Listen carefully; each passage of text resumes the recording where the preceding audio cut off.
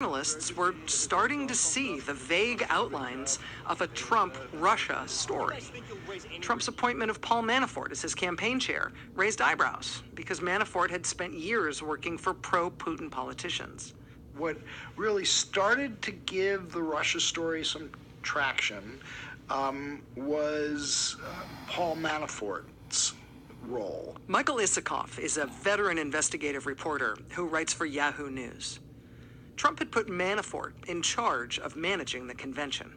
It seemed odd that the Trump campaign had this senior official who was so closely associated with a government that had become a foreign adversary. To Isikoff, that was the first red flag. Then the Republican convention's platform is changed to remove language that had been proposed that would offer lethal assistance to the Ukrainians who were fighting Russian intervention in their country. From Isikoff's perspective, that was red flag number 2. And then you had Michael Flynn, who was emerging as perhaps the chief foreign policy national security advisor to the Trump campaign. Lock her up. That's right.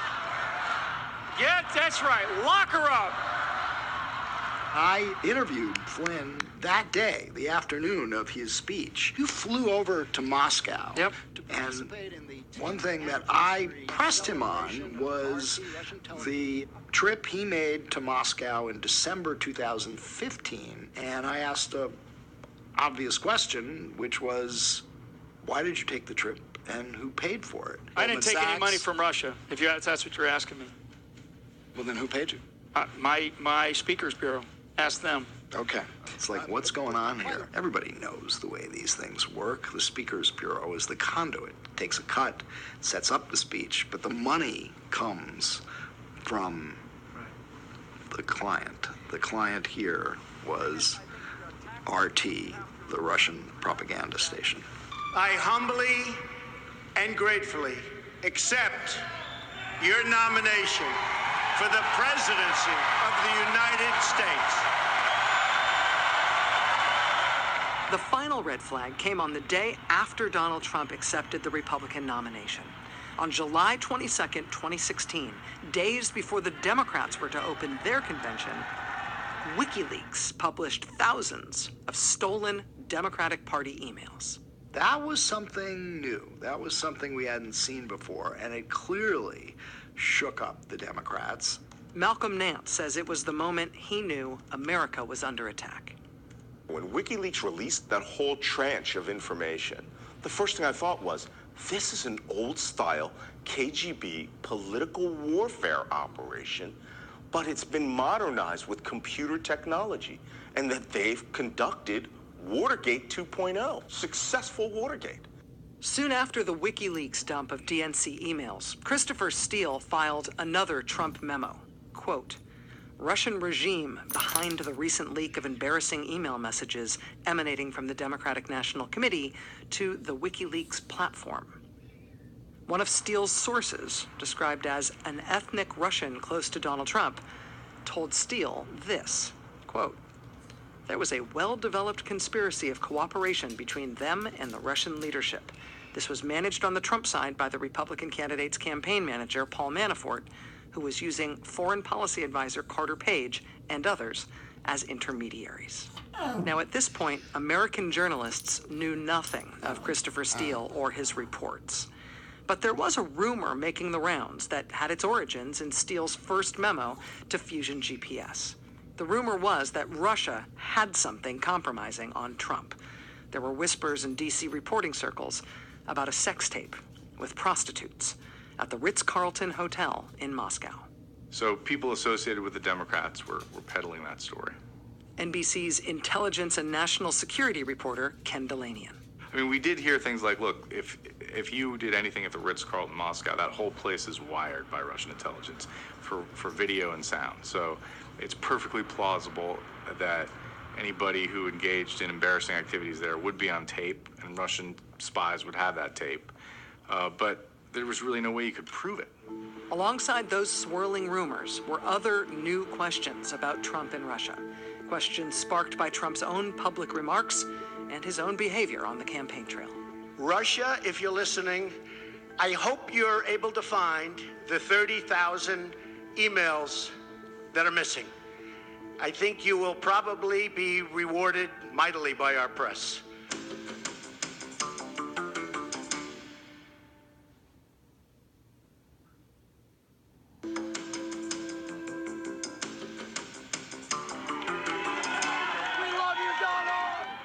On October 7th, Meghan's smile is getting a lot of attention. That's because she goes beyond brushing with ACT mouthwash. ACT freshens breath and strengthens enamel, protects teeth from harmful acids, and helps prevent cavities. Protect your smile every day. Go beyond brushing with ACT. 2016, the presidential campaign entered its final chaotic stretch when three major stories broke within minutes of each other. The first came at 3:30 Eastern Time that Friday afternoon. The directors of Homeland Security and National Intelligence issued a statement declaring for the first time that the Russian government was behind the DNC hack and the weaponization of those stolen emails, that the WikiLeaks dump of those DNC documents was part of a Russian government operation ordered at the highest level. And this statement is very dramatic. It says that the U.S. intelligence community is confident that the Russian government directed the recent compromises of emails from Americans and U.S. institutions, including U.S. political organizations.